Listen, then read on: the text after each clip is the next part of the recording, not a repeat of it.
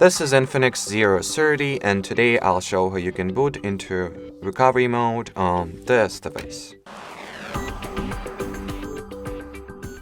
So first we will need to switch off the smartphone, which is being done through holding or pressing and holding the side power button for about 3 seconds or so.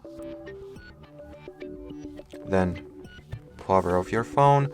Once your device is switched off completely, simultaneously press and hold the volume up and side power keys. Once you see the INFINIX logo, let your finger off the volume button, but please keep holding the volume up key.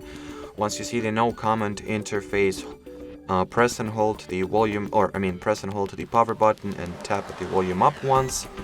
And here is your recovery mode. From it you can do whatever you see fit from all those options.